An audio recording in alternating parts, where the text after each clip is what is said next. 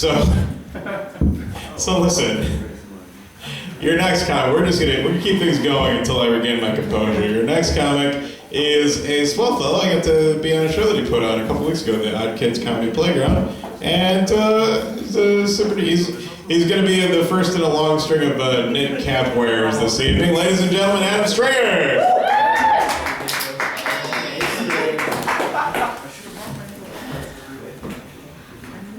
You didn't bring me that hat? Charlie didn't get the memo. You can wear mine. Oh, you have one too? Oh, there you go. Natalie brought an extra one for you, so you're all set. I'll bring mine next week. Alright, you better. It's got a flower too. I moved out of my parents' house recently, and my mom worries about me a lot now that I'm not living at home. I moved out to this city. And every time she hears about a shooting on the news, she calls me to make sure it wasn't me. She calls and she's like, Adam, I heard someone got shot, and then she's like, Adam, I heard someone got shot. I'm just calling to make sure it wasn't you. So that's how that goes. And you'd think like when I picked up the phone, she'd realize I didn't get shot. But I met my girlfriend's parents the other day, and I mentally prepared myself for that. Like, 'cause guys, you know how that is. Like, it can be nerve-wracking meeting your girlfriend's parents. And so I met them, and they turned out to be like the nicest people I've ever met. It was kind of a jip. In like 2 seconds, like her mom gave me a hug, and her dad invited me to a basketball game. And yeah, it was kind of a jip. It's kind of a jip. It's kind of a jip. I got this problem where I never know how, I have a hard time holding doors for people. Like, I never know how far someone has to be behind you before it's okay for you not to hold the door for them.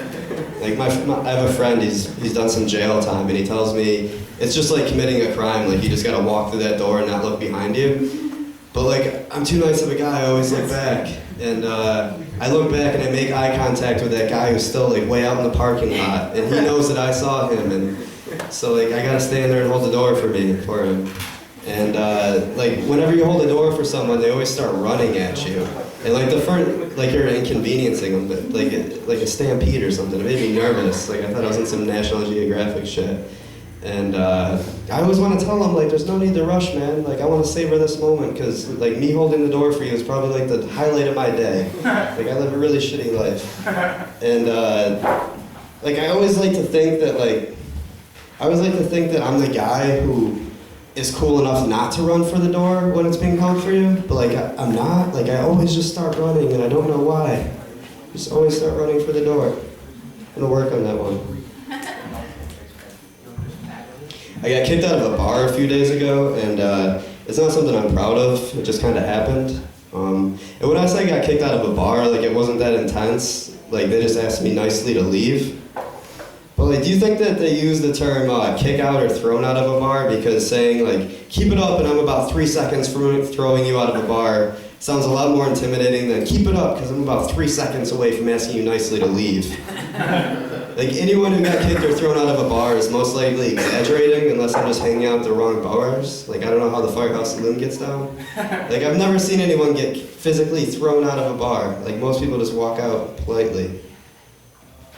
I got really bad ADD, and I'm convinced that if I didn't have ADD, I would have done something productive with my life by now. And I just have a really hard time concentrating. And my doctor prescribed me this medication to help me concentrate. And it does help me concentrate, but it helps me concentrate on the things that were distracting me in the first place. So like, instead of like getting distracted by YouTube for 2 hours, like I get distracted by it for 2 days now. Like, I sit there and my boss calls me and he's like, Adam, where are you? It's Monday. And like, last thing I knew it was Friday. But I started going to ADD Anonymous groups because I thought it would help. But that doesn't help at all because we never get past the introduction part. Like, it always starts out with everyone introducing themselves, and I'm like, hi, my name's Adam, and then I get distracted and like see a fly, and I'm like, man, and just like not pay attention to anything. That's why I don't go to ADD groups. I had phone sex with Siri the other day. And you thought about it. She's there, why not? It's not like she can run away. And I was like, Siri, what are you wearing? And she's like, a phone case. And that's about as far as that went. Now I don't have Siri on my phone anymore. She quit. I bought the new Grand Theft Auto. Yeah, and owning a copy of Grand Theft Auto is like owning a meth addiction. Like you just sit there, like you don't sleep, like your teeth rot because you just sit there and eat junk food all day. Like I had like a semicircle of plates around me and like a print in the floor from where I've been sitting for 3 days.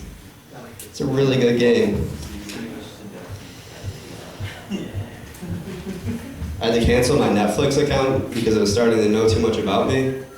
And like every time I turned it, like it started suggesting movies that I didn't want to admit to myself that I liked. Like just really weird movies. And every time I turned Netflix on, I'd be like, no, every time. No, I'm gonna forget that joke.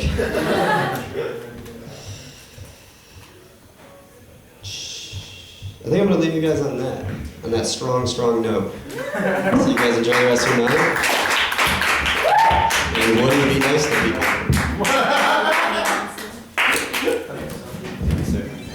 Please welcome Adam Stringer.